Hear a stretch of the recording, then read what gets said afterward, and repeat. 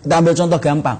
Ibu kalau akan dikasih hadiah sama suami, kalau hadiahnya itu murah, nah suami itu sudah sering ngomong, nanti hadiahnya apa bang? Makan nasi padang. Dah. Kenapa dia ngomong di awal-awal? Cuma nasi padang kok. Tapi beda kalau kemudian ada seorang suami mempersiapkan hadiah kepada istrinya, hadiahnya mahal. Contohnya mobil misalkan. Mobilnya itu mahal betul. Kira-kira sang suami sudah ngumbar-ngumbar nggak dari awal? Enggak, diem. Coba tutup mata deh, tutup mata. Ayo coba deh, datang sana dulu. Kenapa semacam itu? Karena hadiah yang dipersiapkan sang suami itu hadiah mahal. Sama, pahala kesabaran itu, Masya Allah, saking besarnya pahala kesabaran itu, sampai tidak ada timbangan yang mampu menampung pahala orang yang bersabar. Makanya itulah hikmahnya. Kenapa Allah sulitkan kehidupan para nabi setelah mereka itu berdakwah? Padahal Allah mampu nggak menjadikan para nabi itu gampang dalam dakwah. Mudah itu bagi Allah. Allah menjadikan semua beriman dalam sekejap mata. Mampu. Tapi kenapa Allah sulitkan para nabi? Karena Allah ingin memberikan pahala yang maksimal kelak ketika mereka di akhirat. Kalau semuanya ibu dan semuanya bapak dimudahkan untuk kita, dari mana kita akan menjemput pahala kesabaran? Nyari rezeki gampang, punya suami langsung sholih, punya istri langsung taat, punya anak langsung kemudian langsung jadi hafid dan hafidah. Nah kalau semuanya gampang, dari mana kita akan mendapatkan pahala kesabaran? Badannya sehat terus, matinya kemudian duduk meninggal. Kok gampang? Justru malah kita khawatir kalau semuanya dimudahkan untuk kita. Jangan-jangan Allah segerakan nikmat di dunia, tetapi Allah tidak berikan kenikmatan nanti di akhirat. Makanya diterangkan oleh Imam Ibnu Qudamah, para sahabat itu kalau mendapatkan kegampangan terus kadang-kadang mereka malah nangis. Diterangkan oleh Imam Ibnu Qudamah, para sahabat kalau gampang terus hidupnya, malah kadang-kadang mereka nangis. Kenapa mereka nangis? Mereka takut jangan-jangan Allah itu menyegerakan nikmatnya untuk saya, untuk di dunia, tapi di akhiratnya nggak dapat lagi. Allah berikan kepada kita ujian itu apa? Supaya nikmatnya nanti di akhirat. Makanya Masya Allah, orang-orang yang mereka betul-betul diuji oleh Allah dalam kehidupan di dunia, kelak mereka itu akan diiri hati oleh orang-orang yang gampang hidupnya. Karena dalam sebuah hadis yang sahih diterangkan, Allah itu ketika menghisab manusia, Allah bagi manusia itu jadi dua. Yang pertama ahlul afiyah, yang kedua ahlul musibah. Yang pertama ahlul afiyah, ini ahlul afiyah. Yang kedua ahlul musibah.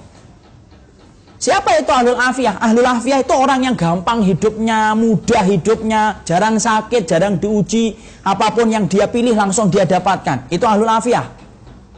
Ada yang kedua yang disebut dengan ahlul musibah.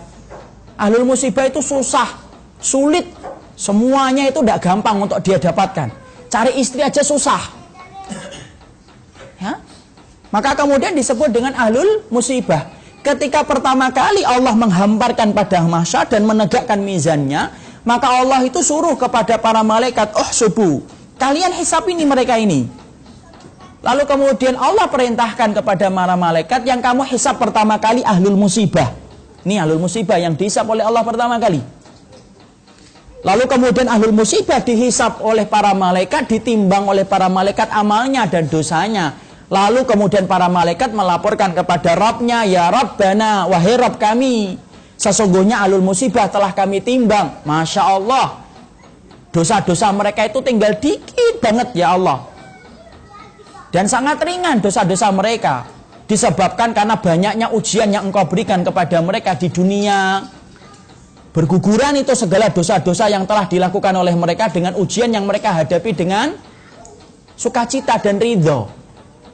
Maka kemudian Allah berfirman, u'tuhum salasan. Kalau begitu kasih mereka 3 perkara atas apa yang aku sulitkan dalam hidup mereka ketika mereka sabar.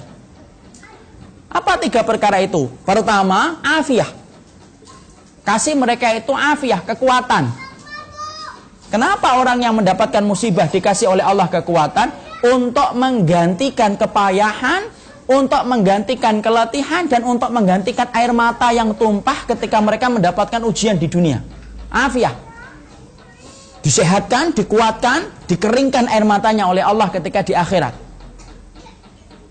Kemudian yang kedua, kasih mereka itu adalah khairan. Apa itu khairan? Kebaikan. Apa itu kebaikan kalau sudah di akhirat? Tidak ada kebaikan kecuali adalah surga.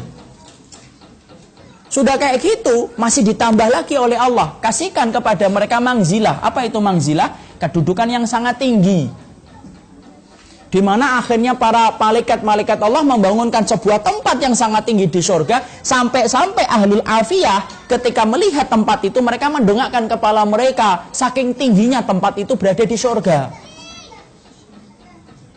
Lalu kemudian mereka berkata, ya Rabbana. Ahlul afiyah ini ketika belum dihisap oleh Allah kemudian berkata, ya Allah, kalau kami ngerti di balik setiap ujian yang kamu berikan kepada hamba-hambamu di dunia yang singkat itu, cuma setengah duha saja, ternyata bisa menjadikan mereka mendapatkan khairan, afiyah dan mangzilah. Ya Allah, boleh nggak kami meminta sesuatu? Maka kami meminta, ya Allah, tolong ya Allah, bagaimana kemudian kami dihidupkan kembali, dipotong-potong daging-daging kami yang kecil-kecil, walaupun kami hidup kesakitan, lebih kami ridhoi ya Allah, supaya kemudian kita mendapatkan khairan, surga, afiyah, kekuatan, dan mendapatkan mangzilah, kedudukan yang tinggi.